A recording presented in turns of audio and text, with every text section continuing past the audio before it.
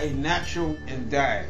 You're right, by way of that. We want to know all the tricks about natural healing. So how you come to discovering the gout and the rest of the things. How you doing, sir? Oh, okay. Yes, sir. Yes, sir. You always get busy in this place, man.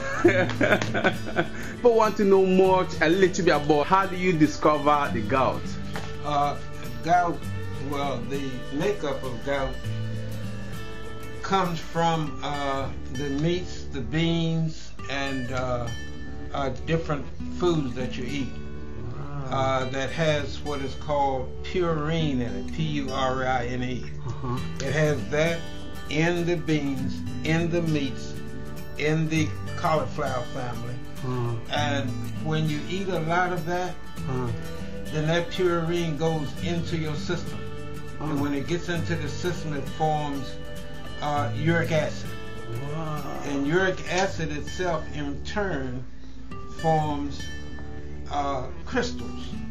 And that's why it is so damaging to the feet, the joints, anywhere in the knuckles, and it can cripple you. It is the worst form of arthritis that there is. And the way I got gout was I was detoxing a brother's feet and he had gout. Well, I didn't know he had gout, and I didn't have my mask on.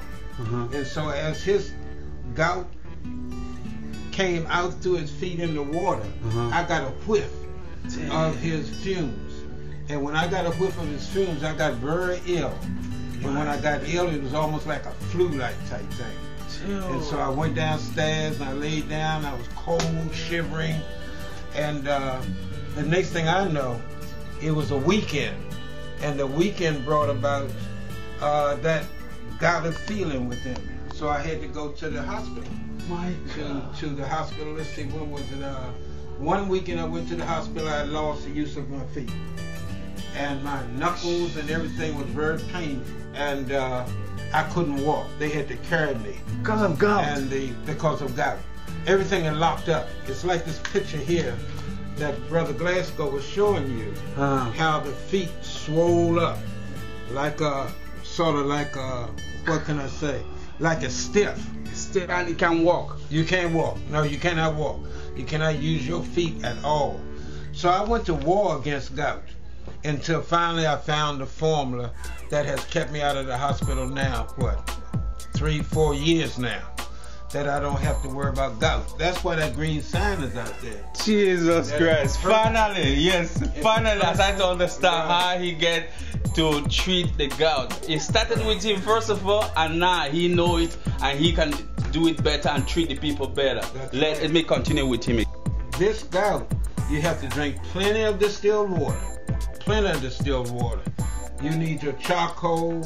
You need gout formula, which is uric acid depletion. You need a gout homeopathic tablets. You need turmeric tincture. That's that sign right there. See where it says gout formula? Yeah.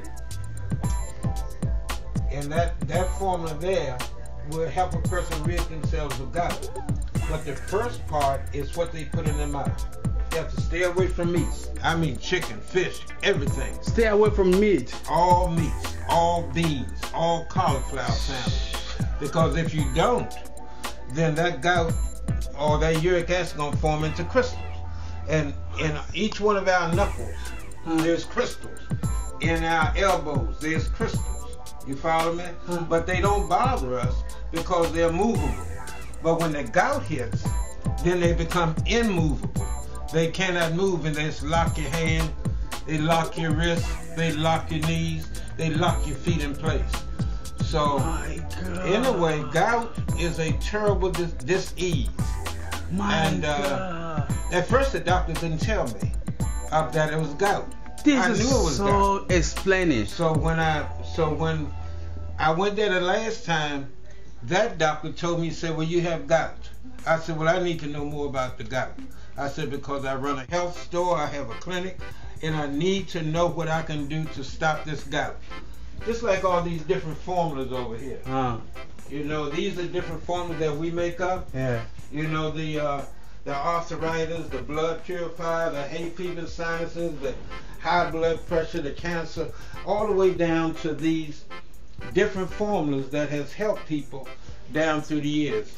And this is the 30 years that we've been here, and it has really, really helped people. People have come in, pass us by year in and year out. And then they ask, how long have you been here? And when I tell them 30 years, they're really surprised because they never stopped in. It's true. But we have helped people, and we're still doing it. This is for real. Now I have more things to find out from here for you and explain to you guys one more time. How do you know that someone has a gout? Well, it normally hits at night when you're in the bed. And you go to bed, everything is fine. Your feet feel good, your hands feel good, your knuckles feel good, your knees feel good. Somewhere during that night, that uric acid will become crystallized into your system from the purine from the foods that you eat. And when you get ready to get up and hit your feet on that floor, you don't have no feet. In other words, the feet become like a dome. Right. That plus is very painful. And you hear people say that if you truly suffer from gout, you don't want the sheets to touch your feet. Because it's just that painful, you know.